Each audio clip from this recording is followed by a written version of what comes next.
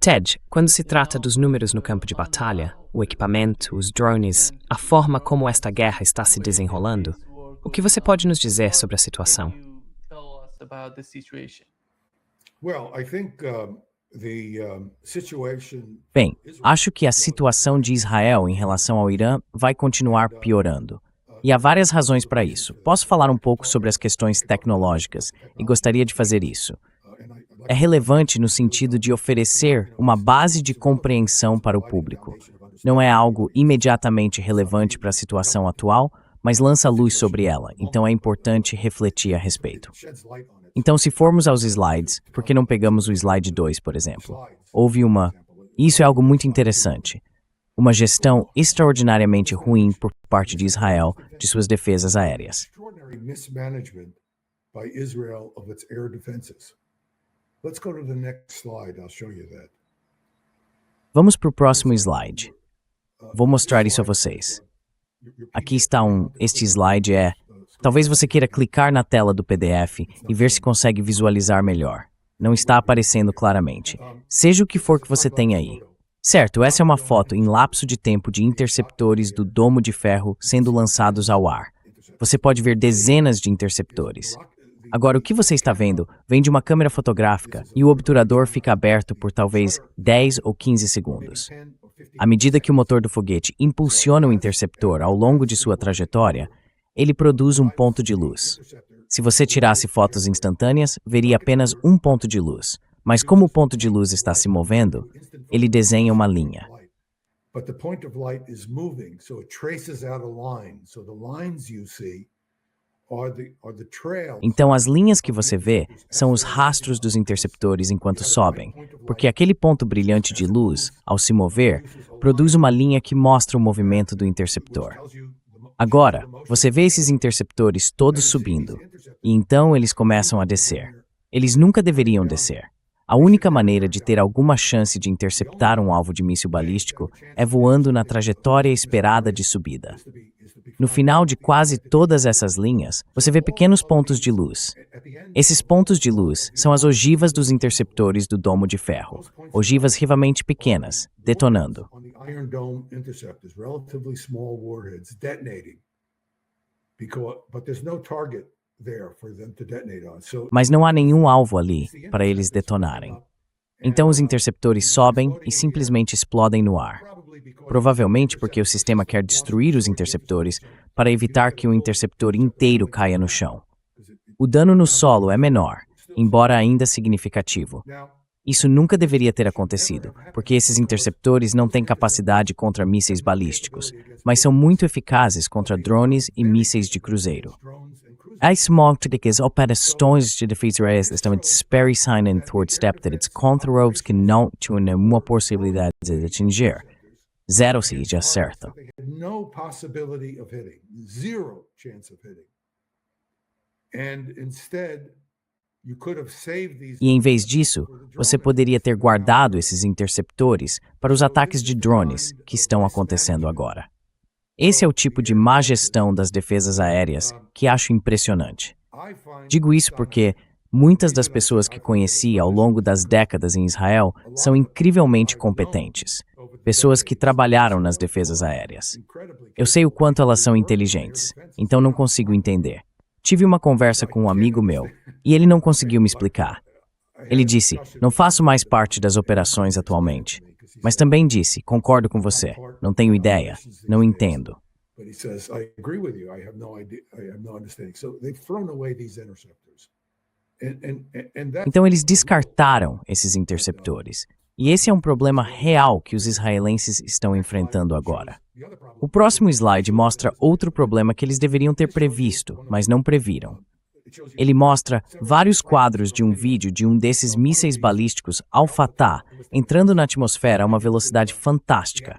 A velocidade dessa ogiva provavelmente é Mach 10 ou 11, ou até mais alta. Agora, o motivo de a velocidade ser tão alta, se você olhar com atenção no canto superior esquerdo, é que se vê algo à direita da imagem principal. Aquilo é um reflexo na lente da câmera, não é real. to the right of the main that's a reflection off the lens of the camera. That's not real. That's just an artifact of the camera Isso é apenas um artefato da câmera, um reflexo da parte brilhante do rastro de condensação à esquerda. Mas dá para ver que a parte frontal do rastro é muito mais brilhante que o restante. Isso acontece porque é um motor de foguete, impulsionando a ogiva para a frente contra a resistência aerodinâmica. Normalmente, a ogiva desaceleraria, talvez para 1,5 ou 2 km por segundo, se você fizer o cálculo da resistência do ar. Mas o motor do foguete mantém a velocidade alta, então quando atinge o solo, o impacto ocorre a Mach 10 ou mais. Agora, se você olhar o último slide, no canto inferior direito, dá para ver o clarão brilhantonação, e o céu está azul.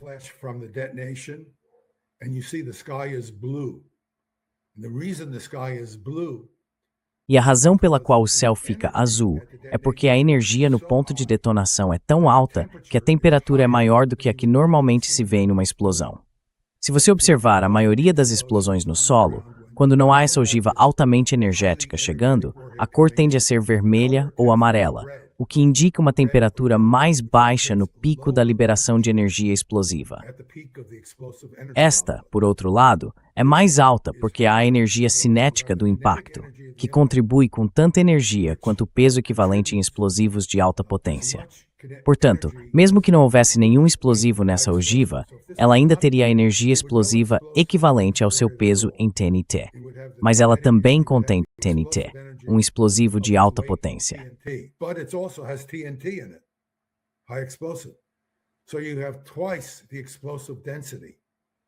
Então você tem o dobro da densidade explosiva do que obteria apenas com TNT ou apenas com o impacto cinético. Isso causa uma explosão muito mais violenta, que provoca muito mais danos no ponto final, o ponto de impacto. E quando você observa algumas das áreas danificadas, infelizmente não tive tempo de incluí-las aqui, é possível ver os efeitos desses explosivos muito mais energéticos. Eles estão causando danos enormes a edifícios altamente reforçados. Mas esses dois efeitos, que vêm ocorrendo durante grande parte da guerra, ao longo dos 40 dias deste conflito, resultaram no esgotamento dos interceptores.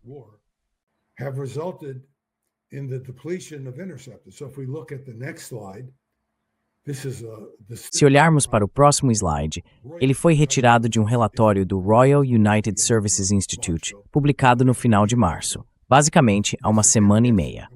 Essa é a estimativa deles, baseada na melhor suposição sobre a velocidade com que os interceptores estão sendo utilizados. É possível ver, na última coluna, que eles projetam que todos os interceptores do Domo de Ferro seriam usados até o final de abril, ou talvez maio. Tenho certeza de que isso não está correto. Acho que já estamos quase no fim da disponibilidade dos interceptores do Domo de Ferro.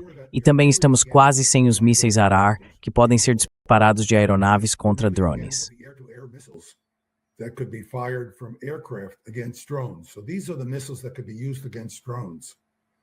Então, esses são os mísseis que poderiam ser usados contra drones.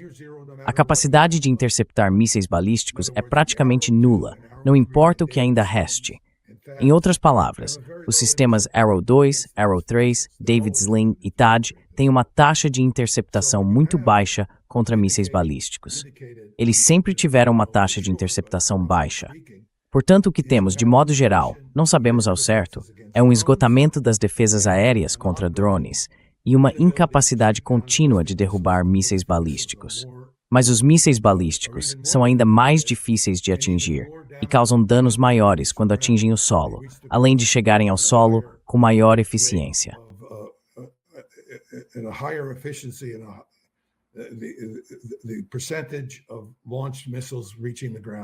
A porcentagem de mísseis lançados que atingem o solo é muito maior, não apenas porque as taxas de interceptação são baixas, mas também porque os mísseis são mais confiáveis.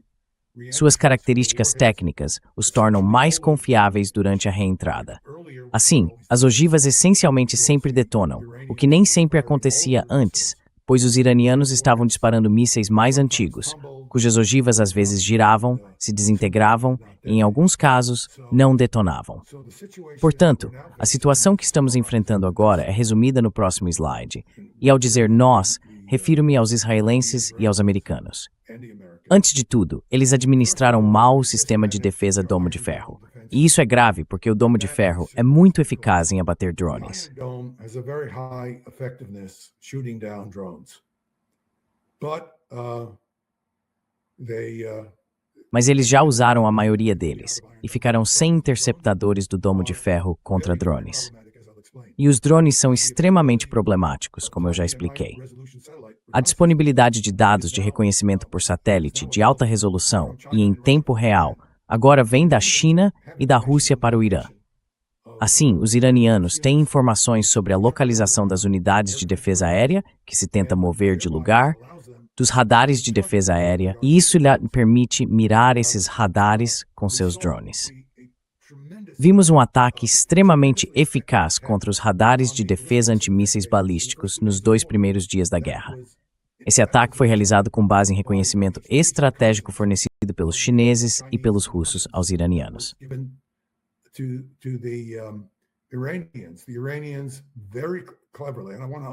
Os iranianos, de forma muito inteligente, e quero enfatizar isso, executaram seu planejamento militar de maneira excepcionalmente boa.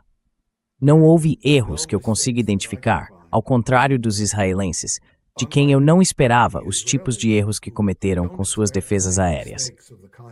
Acho que o que aconteceu com as defesas aéreas deles é que mentiram sobre a capacidade do Domo de Ferro contra mísseis balísticos. Tornaram-se vítimas da própria propaganda e desperdiçaram todos esses interceptores em alvos que não tinham chance de atingir. E agora, não têm interceptores restantes para disparar contra alvos que realmente teriam uma boa chance de acertar.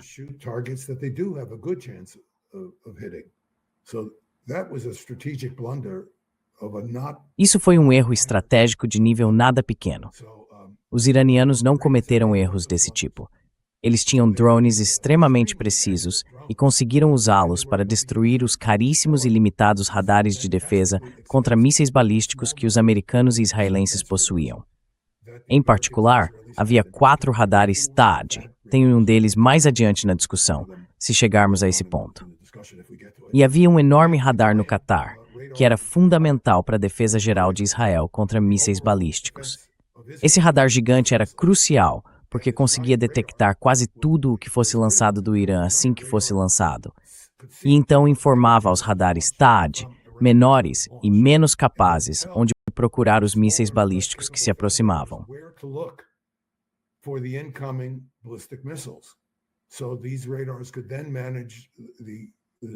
Então esses radares poderiam gerenciar os interceptores defensivos, os interceptores THAAD, Arrow 1, Arrow 2 e David's Sling, porque os radares operados por esses sistemas eram menos capazes em termos de alcance e de sua habilidade de detectar grandes quantidades de ogivas inimigas.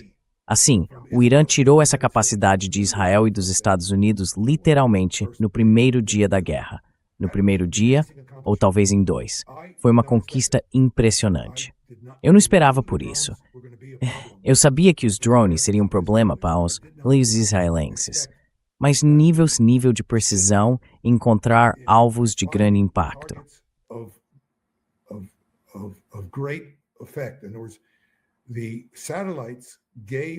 Em outras palavras, os satélites forneceram aos iranianos dados essenciais sobre as localizações exatas desses radares, quase todos os quais poderiam ter sido movidos, exceto o grande radar no Catar. Isso permitiu que os iranianos mirassem nesses radares com drones, e eles o fizeram muito rapidamente. O que eu não sei, mas tenho quase certeza de que é o caso, é quantos radares menores de defesa aérea também foram destruídos, porque os iranianos provavelmente obtiveram informações sobre eles também. Não é tão certo, porém, já que os radares menores são mais difíceis de localizar, mas ainda podem ser encontrados com certa eficiência por satélites de reconhecimento chineses e russos.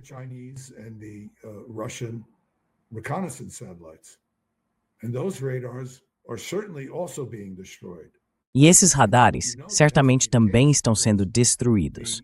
Você sabe que isso tem que ser o caso, porque as defesas aéreas nas bases americanas no Golfo Pérsico mal têm operado. Dá para ver vídeos desses drones se aproximando e nenhum interceptador sendo disparado contra eles.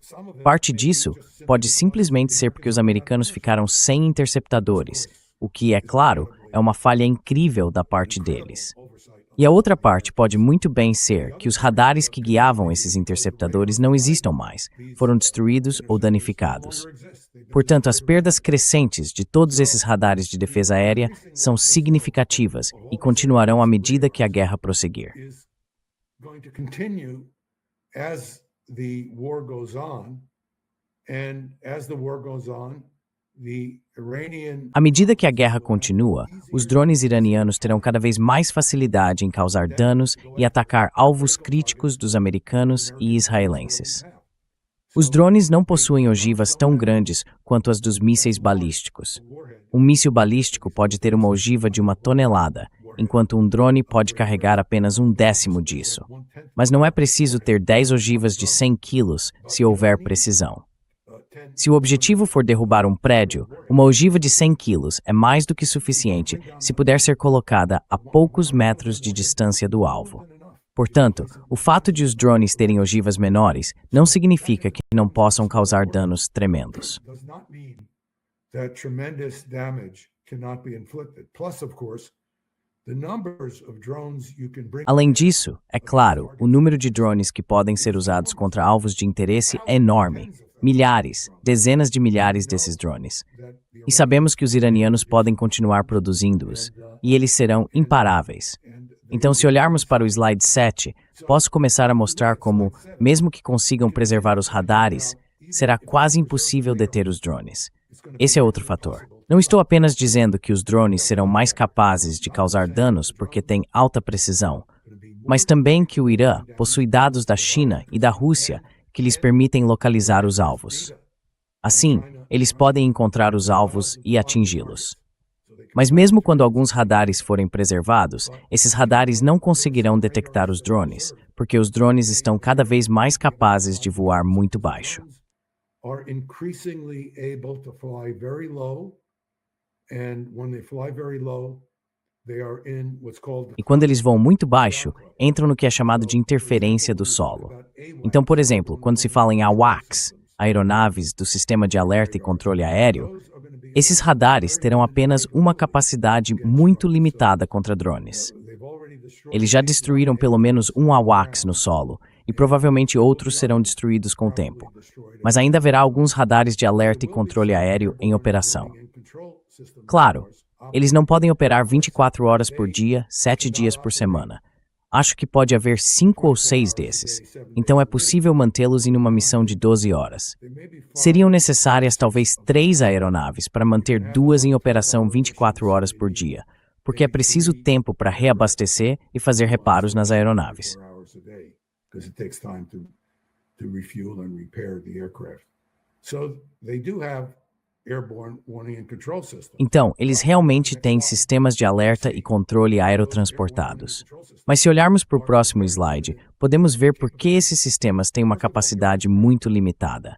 Em primeiro lugar, a Terra é redonda, e há 2 fenômenos que são extremamente importantes. Se olharmos para a esquerda, vemos um ícone de uma antena de radar. O radar está olhando diretamente para frente, e há uma sombra. A Terra é curva, então existe uma região de sombra abaixo da qual o radar não consegue enxergar. Essa região de sombra pode ter muitas dezenas de quilômetros, chegando até a 100 quilômetros, se o avião estiver no ar, como em um sistema de alerta e controle aerotransportado.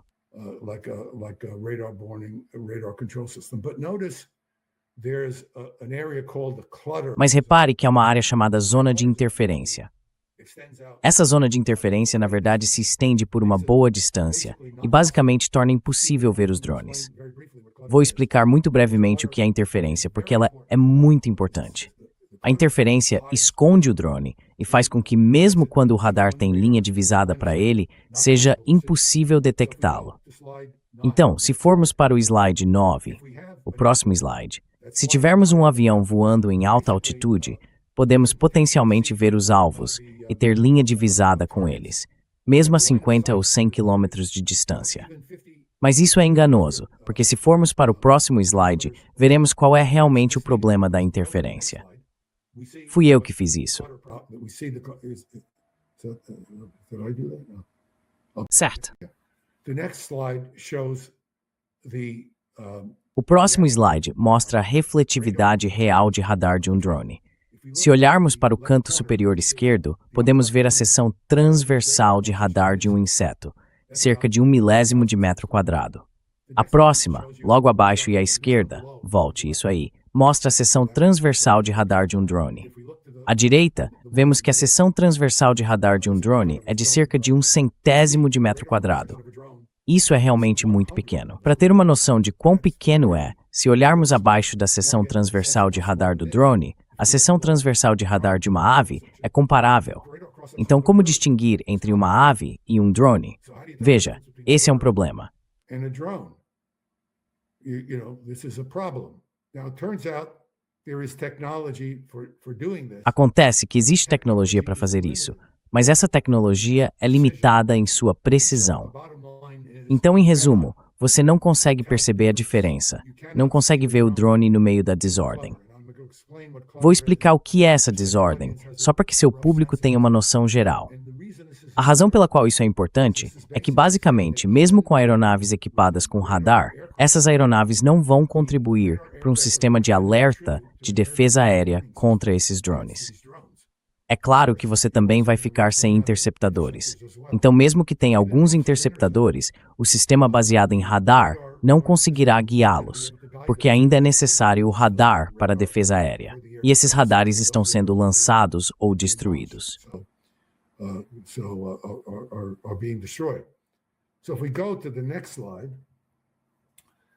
Então, se passarmos para o próximo slide, veremos uma ilustração do que é desordem. Imagine que você está em um avião, olhando para a superfície da Terra e ilumina uma parte dessa superfície. Agora, imagine que essa superfície age como um espelho perfeito. Nesse caso, você não veria nenhum sinal retroespalhado ou refletido. Assim, se houvesse uma reflexão de radar vinda de um drone, você receberia esse sinal. Ele seria muito pequeno, porque a seção transversal de radar é muito pequena. Mas não haveria um sinal concorrente vindo do solo iluminado. Mas em vez disso, pense em uma lanterna. Imagine que você tem uma lanterna, está em uma área aberta e aponta para um espelho em um ângulo.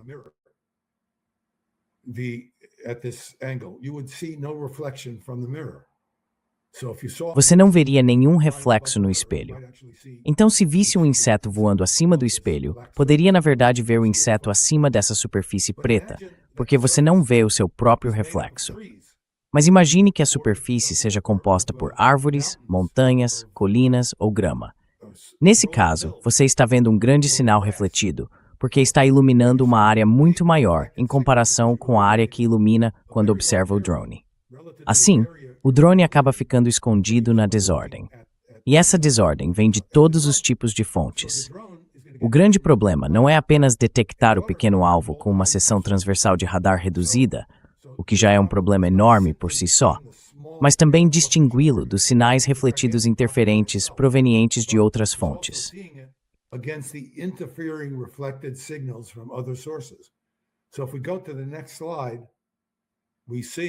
Então, se passarmos para o próximo slide, veremos que há todos os tipos de contribuições para o ruído. Há ruído causado pelo clima, pela chuva, por reflexos do solo. Se você observar esse desenho em particular, à direita e abaixo, verá uma aeronave em uma região de sombra.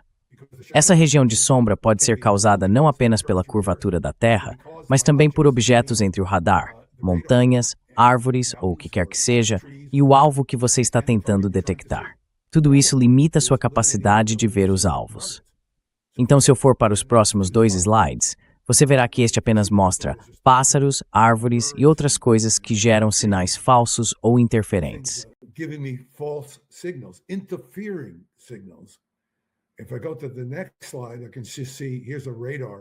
Se eu passar para o próximo slide, você pode ver uma área de alvo de radar. Perto do radar, há todo tipo de interferência causada por prédios, árvores ou o que for. Mais adiante, se você olhar para o canto superior direito, pode haver nuvens de chuva ou ecos de construções, porque pode haver um agrupamento de prédios em certas áreas que geram eco. Você pode ver que um desses é chamado de pico urbano. Quando os iranianos atacaram o campo de petróleo de Abqaiq, na Arábia Saudita, os drones chegaram, bem, nesse caso não eram drones, eram mísseis de cruzeiro, e vieram sobrevoando prédios. Então você tem esses prédios e depois tem esse drone que reflete apenas uma quantidade muito pequena de sinal de rádio. Here's the drone and it reflects a very small amount of radio signal. And the building is reflecting a tremendous radio signal. E o prédio está refletindo um sinal de rádio tremendo.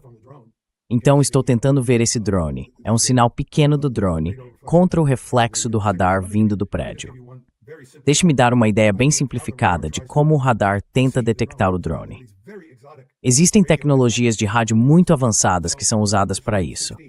Se formos para o slide 16, veremos uma representação de como o radar tenta detectá-lo. O sinal vindo do solo é extremamente forte, então o radar, mostrado em azul, emite um sinal tentando detectar um drone voando baixo. A única coisa que no reflexo do drone, diferente do reflexo do solo, é que o drone está se movendo em direção ao radar. Toward the radar.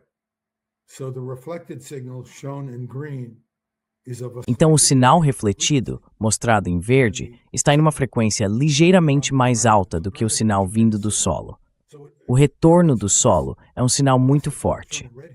O sinal processado, mostrado em vermelho aqui, é aquele em que eu misturo intencionalmente o sinal que estou recebendo com o sinal de baixa altitude vindo do alvo. O que obtenho é uma frequência de batimento que está representada aqui. Se eu passar para o próximo slide, eu sei a frequência desse sinal. Para um drone, o desvio será de cerca de 300 Hz, enquanto a frequência do radar está na faixa de GHz, 1 bilhão de Hz. Portanto, preciso manter uma estabilidade de frequência muito alta. So I have to have a frequency stability. If the frequency of the radar is moving by Se a frequência do radar estiver variando em algumas centenas de Hz, então não conseguirei ver a frequência de batimento de 300 Hz. Eu verei uma frequência de batimento, mas ela virá apenas da oscilação do meu próprio sinal. Assim, dá para perceber o quão precisamente o sinal primário do radar precisa ser controlado. O que mostrei no próximo slide são as frequências de batimento para variações de 1 e 2 Hz na frequência. Se eu tiver uma variação de 1 Hz, obtenho uma frequência de batimento de 1 Hz. Nesse caso seria 100 Hz. E se for 2 Hz, dá para ver que obtenho o dobro da frequência de batimento. you can see I get twice the beat frequency. And in the next slide I show that the beat E no próximo slide, eu mostro que as frequências de batimento são as mesmas, mesmo que eu assuma o dobro da frequência. As frequências de batimento permanecem as mesmas. Então, não importa qual seja a frequência do radar, eu obtenho a mesma frequência de batimento. O problema é que se eu usar um radar de frequência mais alta, como um radar de banda X, que é o tipo que eu gostaria de usar para rastreamento de alta precisão, então a frequência do radar é 10 vezes maior. Isso significa que eu preciso controlar a frequência base com 10 vezes mais precisão. Portanto, o resultado final é que quando analiso o problema de controlar a frequência do radar e também as variações de frequência, isso se torna muito desafiador, porque se trata de um radar aerotransportado. frequency changes because it's an airborne radar. So there's a change in the frequency of the ground clutter from the airborne. Então, há uma mudança na frequência do ruído de solo causada pelo movimento aéreo. Eu também tenho métodos para controlar isso. Acontece que simplesmente não consigo detectar esses alvos voando baixo, com uma seção transversal de radar muito pequena. Então agora tem o problema dos drones que podem se orientar sozinhos. Se olharmos para o slide 21, sim, o slide 21, este é na verdade um drone americano que usa o design iraniano, porque o design iraniano é perfeito. Portanto, o Irã pode receber o crédito por ter projetado o drone perfeito que todo mundo usa. Este é um Shahed. Eu o havia identificado incorretamente. A versão Gen 2 é um drone russo que, em termos de estrutura, se parece exatamente com o design iraniano original. O drone Shahed é o drone iraniano original.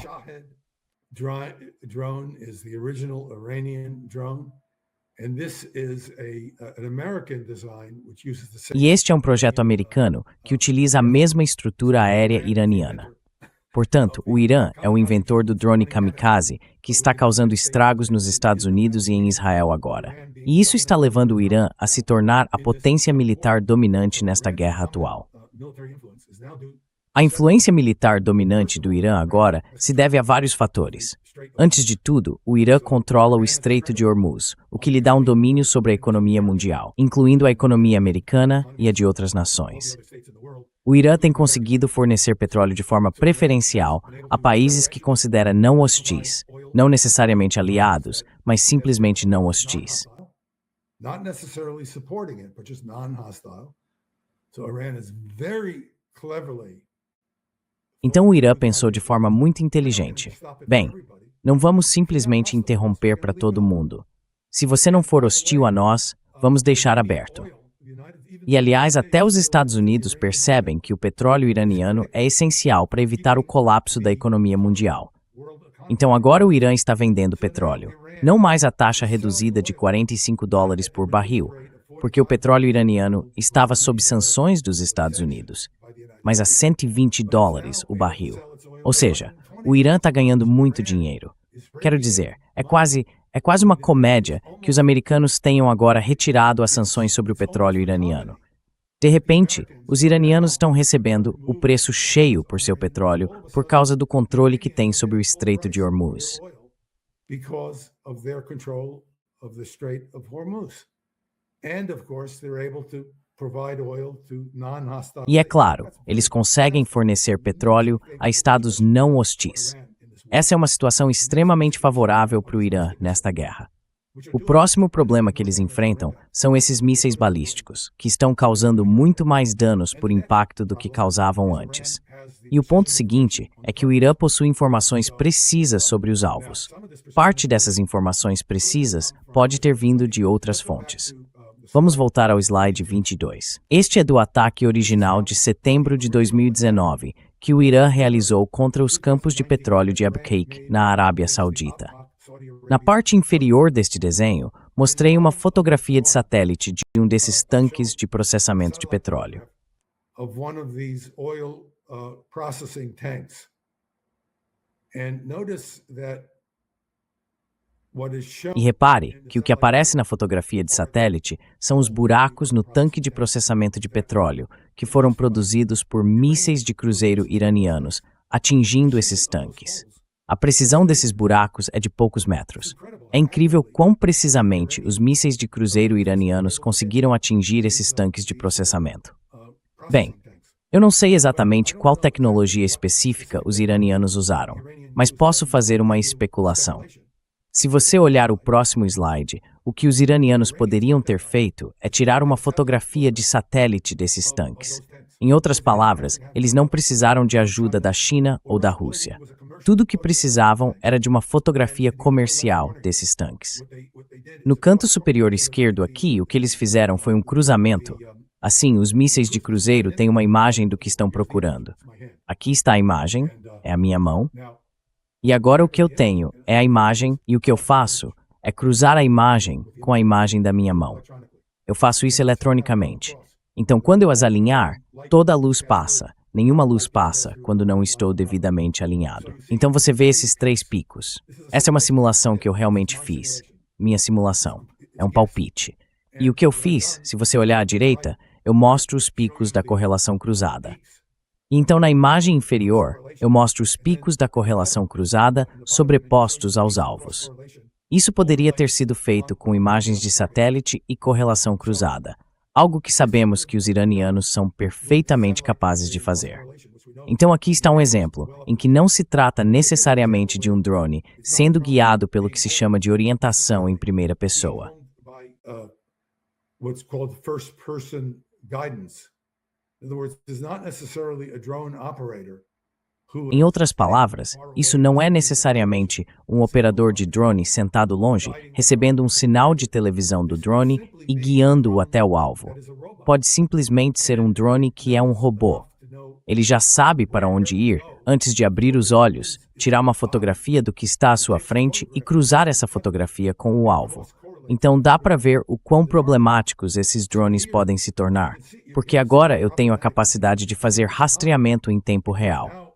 Em outras palavras, bem, talvez eu fale sobre isso a seguir, porque estamos chegando a...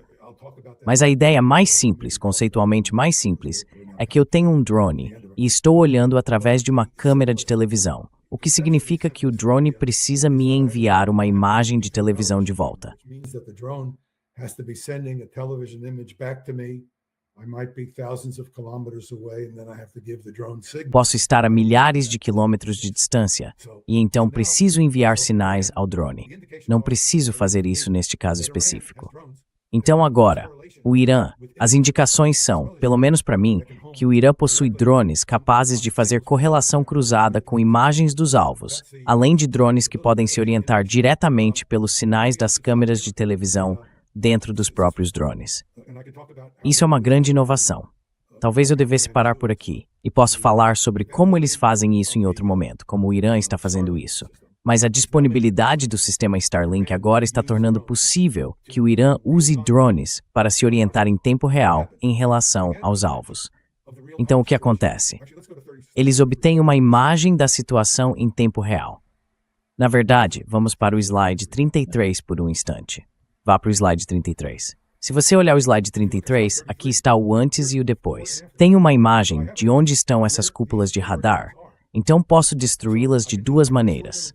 Posso ter uma imagem da cúpula de radar e correlacioná-la com o drone à medida que ele se aproxima, como descrevi antes, ou posso simplesmente me orientar pela cúpula de radar usando uma câmera de vídeo.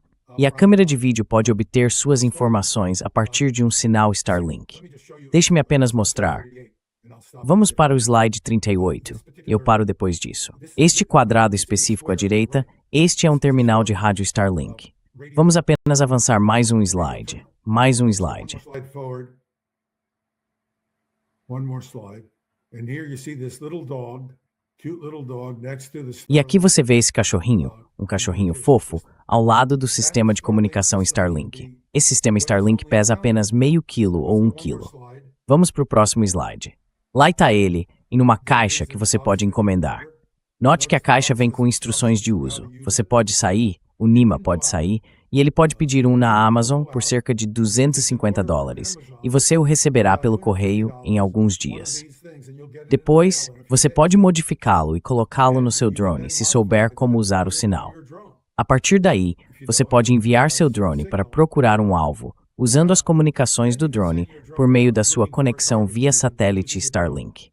communications through your Starlink satellite communication. Now, let's say I'm the United States. I don't want Agora, digamos que eu seja os Estados Unidos. Eu digo, não quero que Nima esteja por aí usando aquele drone. Bem, como eu deveria saber que Nima está por aí usando o drone? Eu só vendi a ele um terminal. O terminal tem comunicações criptografadas, porque é assim que se mantém os sinais seguros para pessoas que só querem se comunicar normalmente. Então, como eu saberia que é o Nima com seu drone voando por aí, procurando algo para atingir? Eu não tenho como desligar seletivamente o sinal do drone de Nima. Tudo que posso fazer é desligar todos os satélites Starlink que estão funcionando sobre, digamos, a base aérea. that are functioning over, let's say, the airbase. But if I do that, then I turn off all the Starlink communications that the Mas se eu fizer isso, desligo todas as comunicações da Starlink que a base aérea está usando. Então tem um dilema. O problema é muito sério. Agora vemos como as tecnologias modernas, tecnologia de navegação, GPS, o sistema chinês Baidu, estão amplamente disponíveis. São sistemas de altíssima tecnologia, mas universalmente acessíveis. Você não precisa entender o sistema ou ser capaz de construí-lo por conta própria, só precisa ter acesso ao serviço. Assim, você tem o serviço, tem imagens de satélite em tempo real e de alta precisão dos satélites russos e chineses, e está pronto para agir. E há a Rússia, que foi atacada com armas americanas. Os americanos atacaram a Rússia por meio da Ucrânia, ao fornecer à Ucrânia mísseis para atacar a Rússia. by giving Ukraine missiles to attack Russia. And Russia has told the United States. They told the United States. E a Rússia disse aos Estados Unidos, quando os Estados Unidos fizeram isso, que se fizessem isso, então em algum momento no futuro nós forneceríamos informações a outra pessoa para atacá-los. Certo? Vocês fizeram isso em Kursk, fizeram isso na Rússia e deram todas essas informações aos ucranianos. Deram a eles dados de vigilância por satélite, deram informações de comunicação para que os drones pudessem atacar nossos bombardeiros estratégicos, por exemplo. Tudo bem, querem jogar esse jogo? Tudo bem, porque nós vamos atacar seus AWACS. Vamos garantir que os iranianos saibam onde esses AWACS estão estacionados. The Iranians know where those AWACS are parked. We're going to see that the Iranians know where the radars are.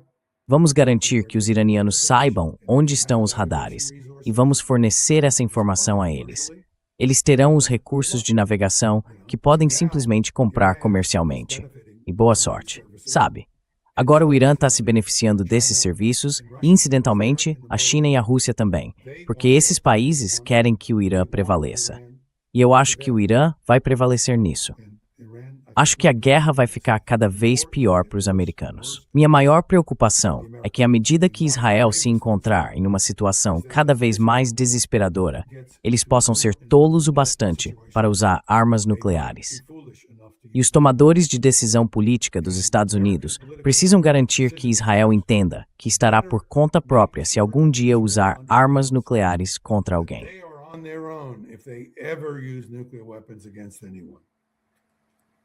Sabe, They are absolutely on their own forever. Eles estão absolutamente por conta própria, para sempre, completamente. Porque me preocupa que esse cara maluco, Netanyahu, que definitivamente tem a mesma mentalidade que Adolf Hitler tinha, possa fazer algo que acabe destruindo Israel junto com todo o resto. E Adolf Hitler teria destruído a Alemanha, temos todos os motivos para acreditar nisso, se tivesse tido a capacidade de fazê-lo com armas nucleares, porque ele era suicida. Só foi preciso uma intervenção, como a que Albert Speer fez. Speer era seu arquiteto, e quando Hitler lhe ordenou, como responsável pela economia alemã, que destruísse a Alemanha, ele se recusou. The German economy to destroy Germany. And Speer failed to follow his order. E Speer não cumpriu sua ordem porque não queria que a Alemanha fosse completamente destruída. Caso contrário, a Alemanha teria sido aniquilada se aquela ordem tivesse sido executada. Então é preciso torcer para que ou Netanyahu não seja tão louco quanto parece, ou que as pessoas a quem ele daria a ordem se recusem a cumpri-la. E eu sinceramente espero que o tipo de israelenses que conheço esteja envolvido nisso, e que se recusem a fazê-lo, porque são inteligentes o suficiente para saber que isso significaria o fim de Israel, junto com muitas outras coisas. Mas eu não sei até que ponto esse homem, esse lunático, assumiu o controle. Enfim, vou deixar por aqui. This lunatic. So anyway, so I'll leave there.